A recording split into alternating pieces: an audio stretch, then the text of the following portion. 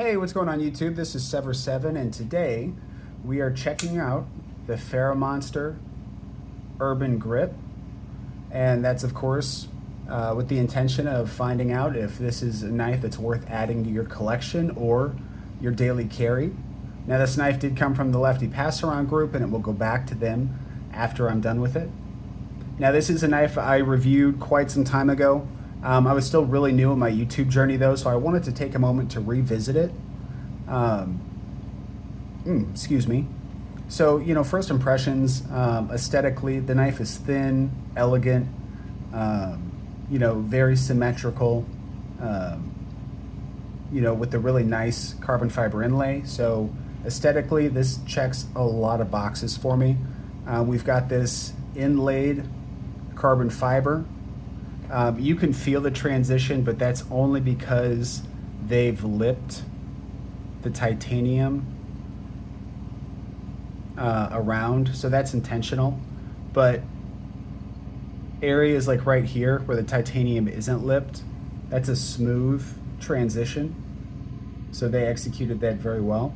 The carbon fiber is a smooth texture. Eyes closed, you probably wouldn't be able to tell it from titanium. We have T8 hardware for the body screws, you know, and also for the pivot screw.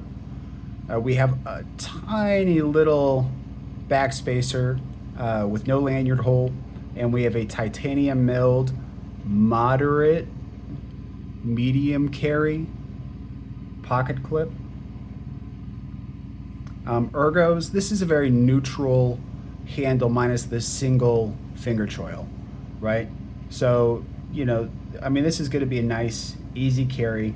You have plenty of room. I wear large size gloves, and I've got room up here, I've got room back here. You can choke back if you want to and ignore the choil. You can choke up onto this flat space right here, have plenty of room left over. You can even pinch grip it, since you have this as kind of an area of control. So you can do your, you know, your utility cuts, you know, really whatever you need to. But the ergos on this knife are really what give it the versatility that it has. As far as weight goes, considering the size, this knife feels incredibly light, albeit a little butt heavy, because so much of the knife is blade. There's no way you're going to find a balancing point near the pivot. So we have to come back about an inch and some change towards the very back, or the very end of the finger choil. That's where we're going to find our balance point. But I mean, it still feels fine though, considering the size of the knife. It doesn't feel heavy or cumbersome. We do have some jimping, but this is for light indexing. This just lets you know where your finger is at. It's not going to do anything as far as traction goes. We do have a nice satin finish on a spear point. You know, I say satin finish, it looks lightly belt sanded with the vertical lines. So I'm gonna say we've got a light belt satin. Yeah. We do have a full flat, which means even though this is meant for pokey, it's also going to be a good slicer. I wouldn't necessarily want to cut boxes with it all day, but it certainly has the utility that if you need to slice through things, you're going to have the ability to, just based off blade geometry. We are rocking M390 blade steel. HRC is 60 to 62, which is perfectly acceptable for M390. As far as the action goes, the detent on this, all right, so notice we have a front flipper only. But the way the detent is set up on this is there's enough resistance to make it snappy, right? To make sure that you still get a satisfying flick whenever you engage the front flipper. It's reminiscent of like, I would say reminiscent of like a Trevor Burger. Maybe not, you know, in terms of like custom build quality and stuff like that, but as far as the action goes, that's what it reminds me of. Oh, I was pushing on the lock bar. Let me try that again. There we go. The lock bar isn't super big and it's not even super sensitive, but the way I was holding it, I was pushing it so hard that it wasn't going to deploy. Try it one more time. There we go. Easy enough. We have a shake, shut, close. And you can do the side finger. We already did the reach around. You have the thumb, obviously.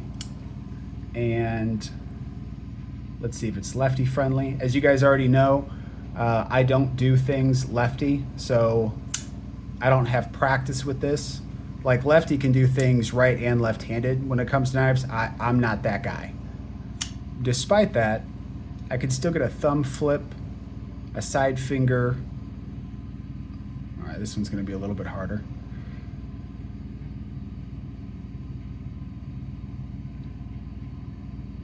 Okay, well, that one's not working for me, but if you are a lefty, I have, oh, there it is. Yeah, if you're a lefty, I have absolutely no doubt you'll be able to crush that. So overall, very fidgety. The acoustics are satisfying. Very snappy. Oh, and listen to the close. Very satisfying on the close too. Now, as far as length goes, overall, we're rocking about 8.4 inches with a 3.67 inch blade. That gets us as close as we've been to an 80% blade to handle ratio. We're at a 0.77 or a 77%. And if you look at this knife, we're kind of starting to get that illusion that we're 50-50, right? We're not. Even at 80%, we're not 50-50, but you can kind of start to see that illusion creeping in. And if we were at a full 80% blade to handle, you would see we would probably land right about here as far as where this blade would meet the handle. We'd probably be right about here, and then that would put us at about that 80%. We'd have that real almost 50-50 look. So that's another thing I really like about this knife, is the illusion of that 50-50. I don't know why more knives don't push for it. It's like some knives are just content, you know, just leaving like a spare inch. Like if you look at, say, this Tucson, I think it's the TS144. Yeah, TS144. You can see there's not a whole lot of room left there at the bottom. Like you could, if you were determined, get in there and poke yourself. You'd have to really try. And then it's got that nearly 50-50 look, right? If you go all the way out to the tip. We have the, oh, we might as well use these for size comparisons anyway. But we also have one of my favorite budget knives, which is going to be the Migaron Mini Acri, and not quite as extreme, but we're probably looking at like a 0.75 blade to handle ratio, and it kind of gives you that illusion that it's, you know, like a 45-55 as far as blade to handle goes, right? So I really like that too. Now it does have some space left at the end. You know, you can see we still have a little bit of cushion down there. Another knife. This is the Kubi Velvet Snake. I'm really big fan of this knife. Love the Damtanium. It's probably the #1 reason I bought it. But there's just a tremendous amount of space down here. Like it doesn't look like it. It looks like from the tip to the backspacer. Yeah, I mean, it looks like you have like maybe a quarter of an inch, but in reality, it's that tip all the way down to here, which means, I mean, I'm not good at eyeballing measurements, but, well, this is probably closer to like 1/8 of an inch. And then if you go out here, we're probably closer to 1/4 of an inch, right? It's a lot of unused space. I don't want people to be worried about poking themselves, but even with, oh, no, not that one. Even with the Tucson, right? Even doing this, where I'm like jamming my finger in there, I'm still not touching that point. See? Still not touching it. And that's with it being very close to the edge. That's with me pushing my finger in there, trying to get the fat of my finger, and I'm still not touching it. So like this here is perfect. You know what I mean? So I'm off my high horse, but the blade to handle ratio is something that's important to me.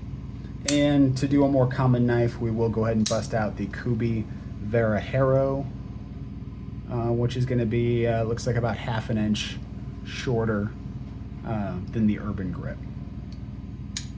So the price point on this knife is 288 bucks. Do I believe this knife is worth it at 288?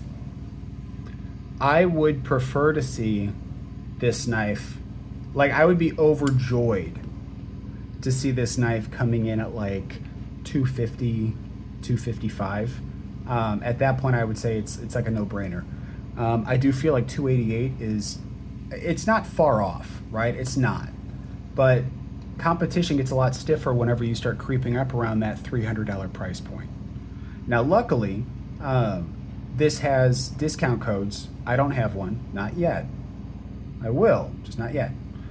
So if you go to the link under any of your favorite YouTubers, it'll say Ferra Monster. It should have a code next to it. It takes 10% off. So in this case, you're taking about 29 bucks off, which means that you're going to be sitting at about 250, 259. You'll be sitting right around 260 after the discount, which is going to put you right in line with really where I think this knife should be. And at the end of the day, it doesn't matter if it's with a discount code or whatever. You know, if you're spending 260 and this is what you're getting, I think you will be very happy with your purchase. Especially if you like, you know, the Trevor Burger style, you know, front flipper only, snappy action. Now, would I carry this? I think it's pretty obvious. Absolutely. It's elegant, stylistic. It's a smooth operator, right? I feel like it has tons of understated personality, kind of like a secret agent, where it's like, ooh, that person looks really cool, but I'm not sure why. Like, that's what I get from this knife. But tell me, would you carry it? Drop a comment below. Let me know, does this have a spot in your collection or in your daily carry rotation? If it does, I'm going to have it linked down below, but still, you know, use your favorite YouTubers' discount code. It helps them out. It also puts a little bit of money back in your pocket. If you want more reviews like this, hit the like button and subscribe. And please follow me on Instagram at SEVRSEVN, where I post a bunch of dope pictures and videos of knives and things like that. So thanks for watching. I appreciate it. Your support means the absolute world to me. And until next time.